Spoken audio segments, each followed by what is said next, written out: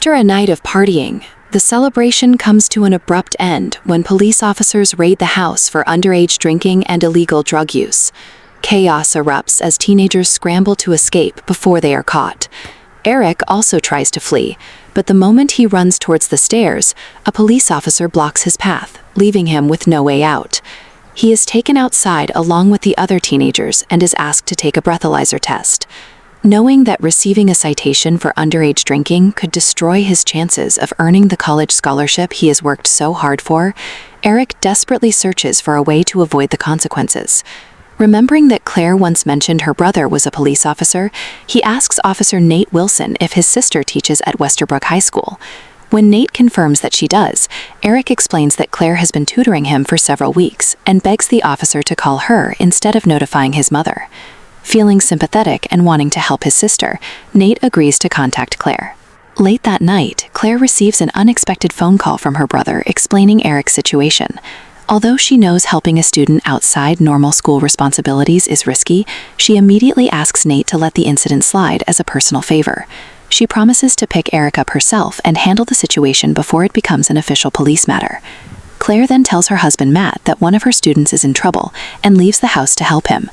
Meanwhile, Eric sits quietly on the curb beside his ex-girlfriend Allison, who is surprised that he seems to be escaping punishment while the other teenagers face consequences. Allison's father eventually arrives to take her home, leaving Eric waiting anxiously for Claire. When Claire arrives, Nate quietly hands Eric over to her before leaving. Once they are alone, Claire scolds Eric for making reckless choices and reminds him that his future is too important to jeopardize over one careless night. Eric sincerely apologizes, clearly ashamed of his actions. However, Claire then crosses an important professional boundary. She insists that Eric must never tell anyone what happened, not his friends, not his family, and especially not that Nate ignored protocol and allowed Claire to take him home. She explains that if anyone discovered the truth, her brother could lose his career as a police officer. During the drive, Eric respectfully calls her Miss Wilson, but Claire gently corrects him, saying that when they are outside school, he doesn't have to be so formal and can simply call her Claire.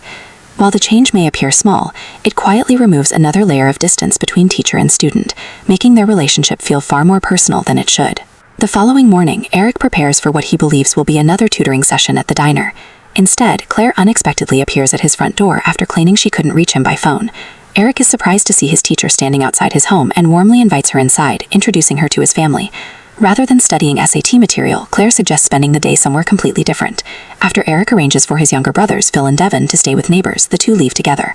Curious about their destination, Eric jokes that he feels like he's being kidnapped. Smiling, Claire reveals that she is taking him to the University of Texas, her own alma mater, because she wants him to experience the campus he dreams of attending. Walking through the university grounds, Claire gives Eric an unofficial tour while asking him about his future. Eric reveals that he wants to become a doctor because he genuinely wants to help people and improve lives. Claire is impressed by his ambition and encourages him to keep believing in himself despite his struggles with standardized tests. During their walk, they unexpectedly run into Cody, the older brother of Eric's friend Logan, who is now a student at the university. Cody enthusiastically invites Eric to a fraternity party taking place later that day. Eric hesitates because he is accompanied by his teacher, but Claire unexpectedly encourages him to go, believing he deserves to enjoy the college experience. Her willingness to accompany him to a social event further blurs the professional boundaries that should exist between them. At the fraternity party, the atmosphere becomes relaxed and deeply personal. Claire admits that this is actually the first fraternity party she has ever attended, despite graduating from the university years earlier.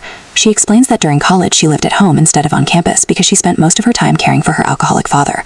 The responsibility prevented her from enjoying the freedom and social experiences that many students take for granted.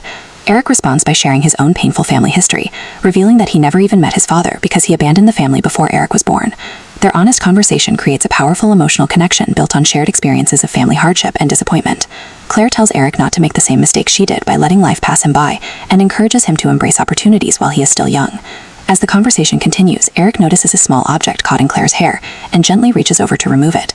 The simple gesture creates an unexpectedly intimate moment. Their eyes meet, and for several seconds neither of them says a word. Claire appears visibly flustered, recognizing that her feelings are becoming dangerously inappropriate. Realizing the situation is crossing a line, she abruptly breaks the silence and suggests they leave the party before anything else happens. After returning home, Claire struggles with her emotions. Eric sends her a message thanking her for the wonderful day and telling her how much he enjoyed spending time with her. Claire reads the message but deletes it without replying, hoping to convince herself that nothing inappropriate is happening between them. Eric, on the other hand, waits hopefully for a response. When none comes, he checks Claire's Instagram account and notices she still hasn't accepted the follow request he sent days earlier. Although disappointed, he continues thinking about her. Claire's personal life also begins showing signs of strain. Upon arriving home, she discovers that Matt has purchased expensive musical equipment using money they had been saving. Matt excitedly explains that several doctors he recently met want to form a band and that music has always been one of his greatest passions. Rather than sharing his excitement, Claire becomes furious that he spent their savings without discussing it with her first. Matt argues that the money came from bonds left by his buyer and that he finally wants to pursue something that makes him happy. Claire insists they should have used the money for more practical purposes, especially since they are trying to start a family. Feeling hurt and unsupported, Matt accuses Claire of never believing in his dreams. Unable to resolve the argument, Claire simply walks away, leaving the emotional distance between them wider than ever.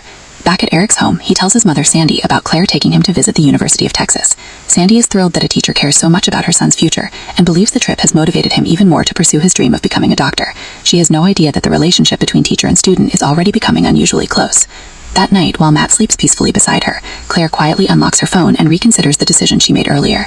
Instead of maintaining professional distance, she finally accepts Eric's Instagram follow request.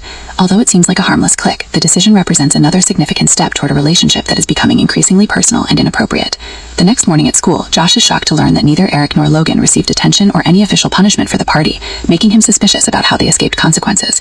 Meanwhile, Eric excitedly discovers that Claire has accepted his follow request, giving him access to his social media profile. Unable to hide his happiness, he smiles while scrolling through her posts, confusing his friends who ask what has put him in such a good mood. Before he can answer, the school bell rings. Later that day, Eric spots Claire standing outside one of the classrooms. While secretly looking at her Instagram profile, he notices she has uploaded a photo of the University of Texas Tower with the caption, "Had fun yesterday." Although the message appears innocent to everyone else, Eric immediately recognizes that it refers to the day they spent together. To him, the post feels almost like a private message shared between the two of them, strengthening his belief that the connection they are developing is becoming something much more personal than an ordinary teacher-student relationship.